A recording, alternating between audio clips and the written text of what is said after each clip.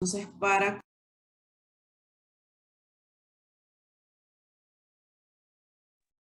Correcto. Ahora vamos a la segunda parte de los sistemas del cuerpo humano. Vamos a hablar sobre el reproductor.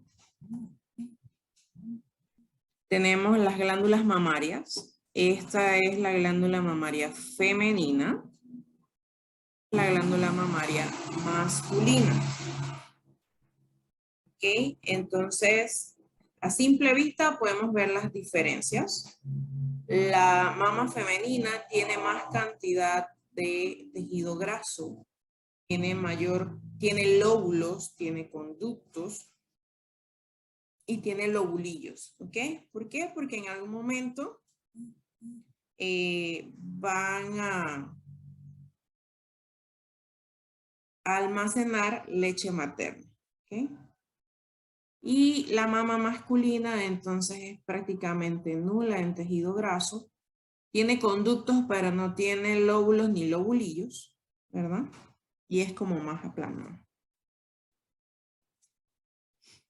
Entonces, en las glándulas mamarias también vamos a tener algunas enfermedades.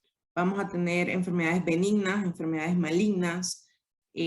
Vamos a tener quistes, hiperplasia, fibroadenomas, adenosis, papilomas, hiperplasias. También vamos a tener dolor e inflamación. En los genitales femeninos externos, entonces vamos a tener el clítoris, el vestíbulo vaginal, los labios mayores, los labios menores y el introito vaginal. En las estructuras internas del sistema reproductor femenino, entonces vamos a tener la vagina, el cuello cervical, el útero, las trompas de falopio y los ovarios. Los ovarios son las gónadas femeninas y en él la mujer nace con aproximadamente 450.000 óvulos, los cuales van desarrollándose después de la pubertad. Las trompas de falopio tienen el istmo, la ampolla y el infundíbulo.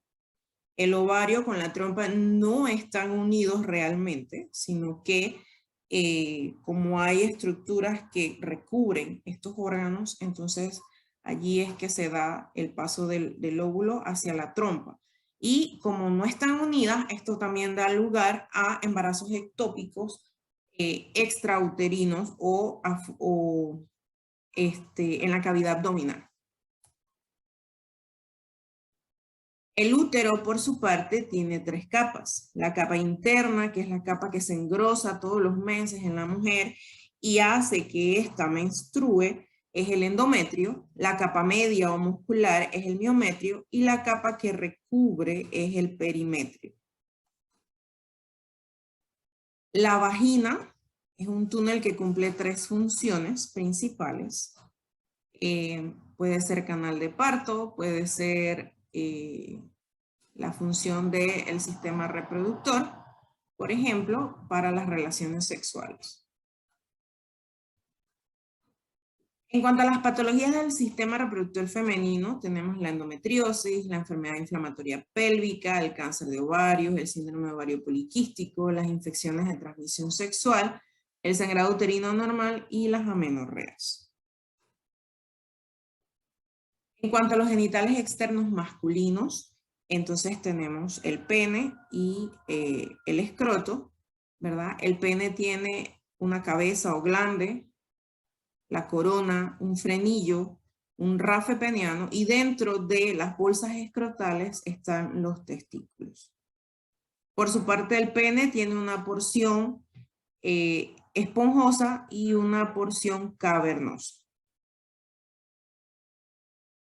Acá vemos otra vez la uretra masculina, ¿verdad? Que está íntimamente relacionada con el sistema urinario. Y dentro de las bolsas escrotales los testículos.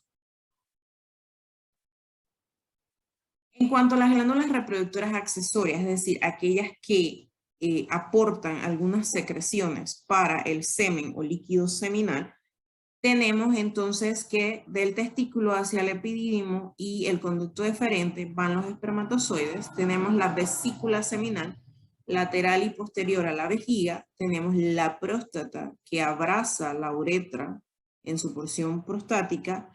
Tenemos las glándulas bulbouretrales que están por debajo de la próstata. Y las secreciones de estas tres glándulas, entonces, son las que forman el semen. Como les mencionaba, pues el cuerpo cavernoso, el cuerpo esponjoso, la uretra, el glande, con el prepucio en este caso.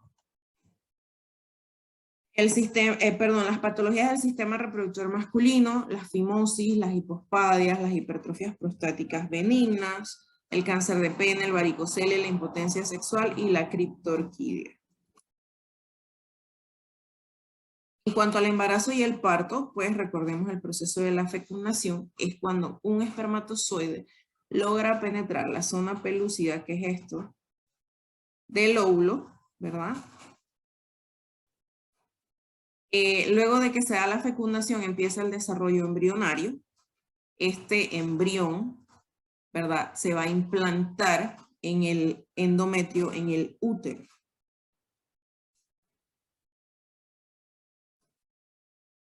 Hacia el final de la semana 10 del embarazo, nuestro embrión ya no se llama embrión, ahora se llamará feto. Este feto va creciendo, el útero se expande casi en su totalidad durante el embarazo. Acá vemos la placenta insertada en el endometrio, ¿verdad? Y vemos los dos esfínteres del cuello uterino. Esto que está aquí es el tapón de moco en el esfínter externo del cuello uterino, que es el que se libera cuando empieza la labor de parto. ¿Cuándo termina el desarrollo del feto? Termina cuando inicia el trabajo de parto. Entonces, el cuello se dilata y el bebé es expulsado. Tenemos las fases de trabajo de parto. Tenemos movimientos cardinales. El encajamiento, el descenso, la flexión. La rotación interna, la extensión, la rotación externa y la expulsión del feto. Obviamente también hay otras formas de definir el trabajo de parto en estadios, ¿verdad? Sobre todo dependiendo de o en base a los centímetros de dilatación del cuello uterino. Estos tiempos van a variar de acuerdo a cuando una mujer es primípara, es decir, es la primera vez que va a dar a luz, o si es multípara, que ya ha tenido varios bebés. La última fase es la fase de alumbramiento, que no es más que la expulsión de la placenta. En cuanto a las enfermedades relacionadas al embarazo y el parto, tenemos los abortos, las amenazas de parto prematuro, las hemorragias del segundo y tercer trimestre y las hemorragias postparto. La preeclampsia, la eclampsia, la restricción del crecimiento uterino, la ruptura prematura de membranas, la placenta previa, la distosia de presentación y las diabetes gestacionales. Ahora pasamos al sistema nervioso, ¿verdad? Tenemos el sistema nervioso central, que corresponde al cerebro y la médula espinal, y el sistema nervioso periférico, que son todas estas ramificaciones amarillas, incluyendo también los órganos de los sentidos.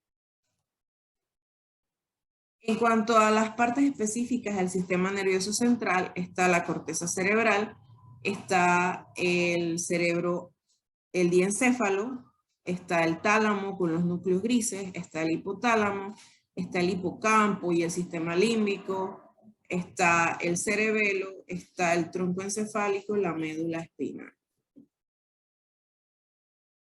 Como les mencionaba, el cerebro, ¿verdad? El diencéfalo.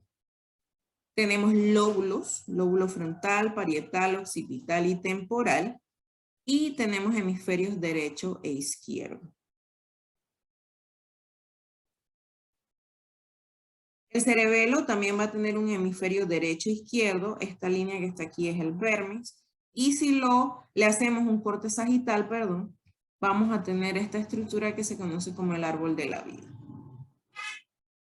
En cuanto al tronco del encéfalo, va a tener el cerebro anterior, va a tener el cerebro medio o mesencéfalo, la protuberancia del puente, el bulbo raquídeo y la médula espinal. Todas estas cositas que ven aquí, déjenme ver si lo puedo ver un poquito.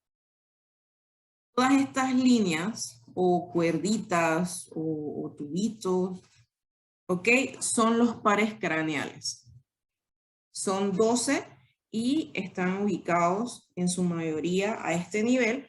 El otro sería el nervio óptico y el otro sería el nervio olfatorio.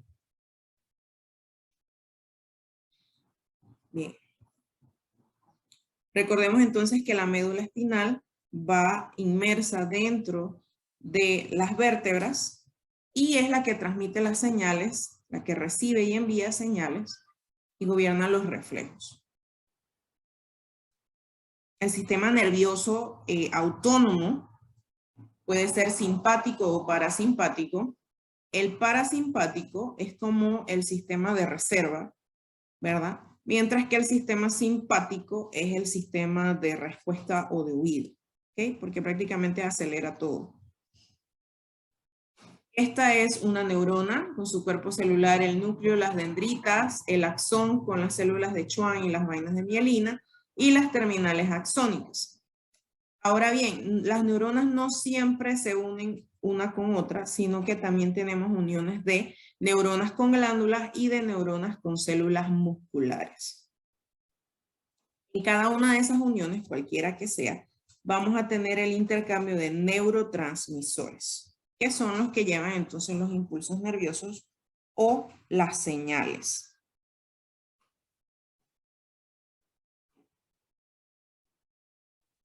Como les mencionaba, las señales químicas, los neurotransmisores. Esta es una unión neurona-neurona, ¿verdad? Los neurotransmisores se liberan de una y son captados por los sitios receptores de la otra. En las enfermedades del sistema nervioso, epilepsia, tumores cerebrales, enfermedad de Alzheimer, demencia senil, depresión, migraña, Parkinson, esquizofrenia, neuroinfección o meningitis. Los órganos de los sentidos, tenemos la lengua, los ojos, los oídos, la nariz y la piel. Y aquí en este pequeño dibujo del cerebro estamos viendo entonces dónde se localizan exactamente los receptores de cada uno de los 5 sentidos. Recordemos que el ojo capta las imágenes, las traduce en la retina y esa traducción es enviada al nervio óptico, que es el par craneal número 1. Igual en el oído captamos las ondas sonoras, las transformamos a través de huesos y de líquido en ondas sonoras, en señales sonoras, perdón. Y esto va ya sea al nervio craneal auditivo o al troclear. Tenemos el tacto en la piel. En la piel tenemos múltiples receptores, ya sea para frío, para calor, para dolor, para presión superficial, para presión profunda, entre otros. El olfato, pues el bulbo olfatorio, este que está aquí, capta los aromas, ¿verdad? Y los traduce. El gusto, más que nada, el nervio está inmerso en las células gustativas, en los corpúsculos gustativos de la lengua. Y en él intervienen 2 pares craneales. En cuanto a las enfermedades de los órganos de los sentidos, tenemos el astigmatismo, la miopía, la otitis, la anosmia, la glositis, la ageusia, la enfermedad de Meniere, el daltonismo y las neuralgias. Por cierto, si algún día los veo presencial y ando sin lentes, así los veo, chicos. Yo sufro de miopía. De cerquita los veo bien, pero de lejos ya empiezo a ver borroso, así como los efectos de las fotos de los teléfonos.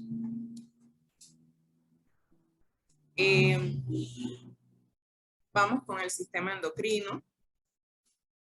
Recordemos que los centros de comando de nuestro cuerpo están ubicados en el hipotálamo, principalmente la glándula pituitaria o hipófisis, ¿verdad? Son las que dirigen el sistema endocrino, o sea, son las glándulas madres de toda la regulación del cuerpo. La glándula pineal está hacia el área posterior, ¿verdad? La hipófisis está anterior y la pineal está posterior. Es la encargada del ritmo biológico o los ritmos biológicos, sobre todo el reloj biológico, el ritmo de la vigilia y el sueño y la producción de melatonina. En cuanto a la glándula tiroides, ya la habíamos visto, está ubicada anterior a la tráquea, ¿verdad? Y por la parte posterior de ella vamos a tener 4 pequeñas glándulas paratiroides. Las glándulas suprarrenales son como unos pequeños sombreritos que tiene cada riñón. Acá está el riñón y la glándula suprarrenal. No forman parte del sistema urinario, sino del sistema endocrino porque cumplen con otras funciones. Tenemos el páncreas, además de su función en el sistema gastrointestinal, también tiene funciones reguladoras endocrinas, sobre todo a nivel de la regulación de insulina y del azúcar. Las hormonas.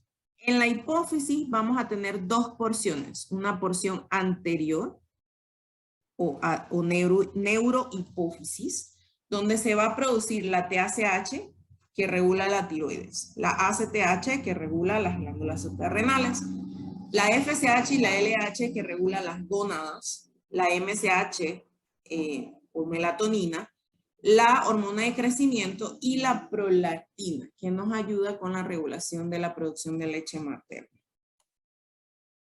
En la porción posterior de la hipófisis o adenohipófisis, entonces vamos a tener la oxitocina, que más que nada, tanto para la producción de leche en menor cantidad como para las contracciones uterinas, y la hormona diurética a nivel de los riñones.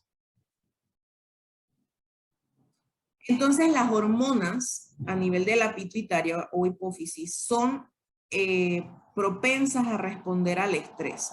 En este ejemplo estamos viendo cómo la glándula suprarrenal responde al estrés aumentando los niveles de epinefrina y norepinefrina, además de mineralocorticoides y glucocorticoides. En cuanto a las enfermedades del sistema endocrino, tenemos el hiper o el hipotiroidismo, la diabetes, el enanismo hipoficiario, el gigantismo, la acromegalia, la obesidad, el hirsutismo, que es la insuficiencia suprarrenal y la ginecomastia.